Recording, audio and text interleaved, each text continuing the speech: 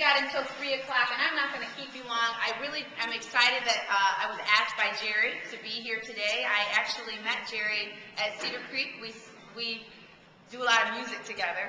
I sing at Cedar Creek Church in Perrysburg, as well as at the Toledo campus.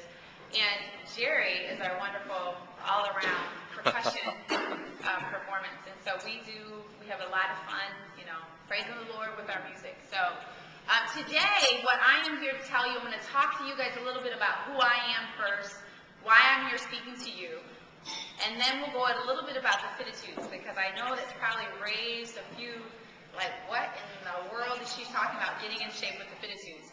And so everything today is about embracing diversity, embracing difference, and who we are as individuals. And so I'll start off just kind of giving you a little understanding of who I am. Can you hear me fine? I tend to be a little shy and quiet. My maiden name is Pinsky. Kind of like always raising an eyebrow. So my father is white and my mother is African American. And my mother's last name is Jackson. Does that sound better? To fit the hair? Back in 1986, or 1968, when I was born, it was a pretty interesting time to have a white father and a black mother with the last name Pinsky. Nonetheless, that we had 6 girls and 1 boy. And my oldest sister was born in 1958. So during that time period, it wasn't too accepted to have an interracial couple, especially a black woman and a white man, and the other ways around too. So it was really interesting for my mother and my father to be able to find a home. It's very interesting because they weren't able to rent an apartment.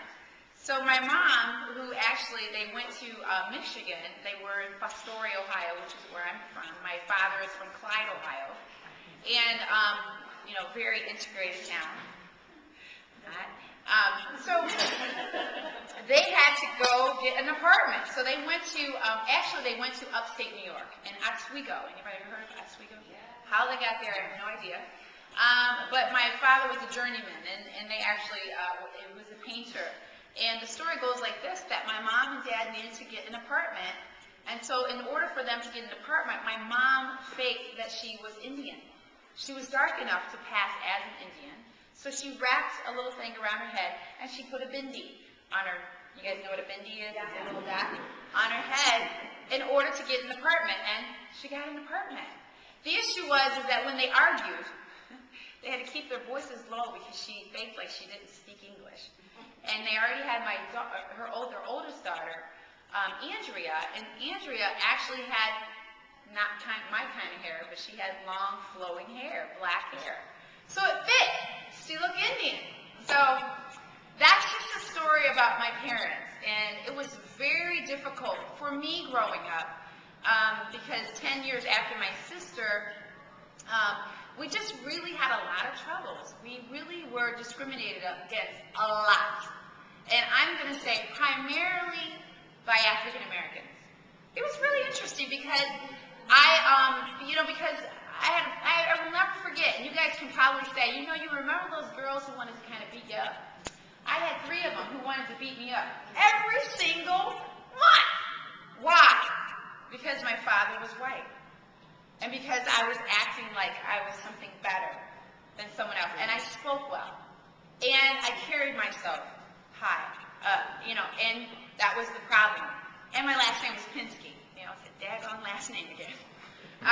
So I remember, I just remember back in 4th grade when I was about 10 years old that, life was just difficult, and I really was upset at my parents for making me be in this life, and why is it that I had to be interracial? And so I just began to adopt the fact that I was black, and I put on a really good show. And I'm saying black, I mean from a cultural perspective, that I was really culturally black, from the hood black. I was really going to lay it on thick. And it worked a little while until I went into a school that was all white at St. Lindland in Fostoria, Ohio. And just kept slamming me with all these issues.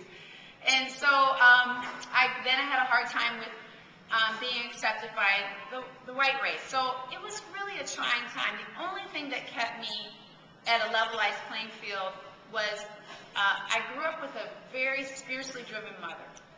My mother just didn't go to church, but she lived Christ. And so for me, it got me to understand a little bit more about love and how to really learn to accept me as who I was and not really kind of get so concerned about other people accepting me. But it still was really hard because when you go to sign a form, and back in those days, they didn't have the other box. You were either black or you were white.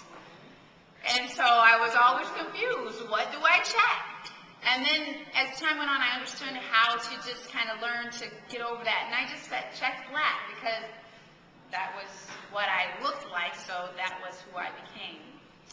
Time went on. All of high school was really interesting, and I dealt with a lot of issues, but I began to be this silly person. Sometimes you want some people to like you, so you tend to be kind of fun, and so people like being around you, and that became my personality. Interesting enough, I got voted as homecoming queen, and I thought it was all a big joke, and so I thought they were kind of joking, and needless to say, it wasn't a joke, because 20 years later, after I went to my reunion, it took me 20 years to go back to my reunion, I found out that these people really just didn't know how to interact with someone that was different, okay? And so my graduation from high school turned out okay. Then I got to college. It was even a little bit more interesting, but it really became an issue when I got to law school. And I will never forget when I first got to law school, I was in the Black Law Student Association, and my suggestion for a speaker, a keynote speaker for one of our events, was to bring a person in who wrote a book called Black Eyed Pea. And it was a book that was talking about his issues. This seemingly white man who was raised by a white mother, black father, second generation, and he looked white. And he was the dean of the George Washington Law School. And I said, hey, it would be great to bring this guy in as a keynote speaker, kind of like you guys are going to have tonight and you had at lunch, It would be great to bring him in. I'm not bringing him in because you know what? He ain't black. He doesn't know what it's like. And that was when I started saying, you know what? You don't know what it's like. Let me tell you what it's like being raised in a multicultural person, as a multicultural person. Okay? When I was growing up, do you know that my father's family disowned my father because they told my mom that she had to walk in through the back door? And when my father heard that, and I'm so proud of my father for doing this, he said, we won't be seeing you again. I didn't see my white family until my father died at his funeral. So I'm getting into law school, and then I become really diligent about being and accepting who I was as a multicultural person. But I said, you know what? I am never marrying a white guy, ever, because it's so beyond me. And do you know that God just is so funny? Ain't he funny? He just does so many funny things. Because the guy who came into my life, y'all know by now, is a white guy. And I was running every time that this person, and I knew I loved this guy from day one. But because I had still so many issues, and God had to break me down to have me understand what really love is. Diana, you said that you were a Christian and that you were someone who accepted other people. What is wrong with this man right here? He's a fine young man. He's great. I just don't want to marry him because I don't want my kids to have to go through what I went through, right? And Jesus is telling me, and I apologize if you have a different kind of spiritual influence, but this is my story. What Jesus was telling me was, that is not WWJD. What would Jesus do? You love this man. This is someone that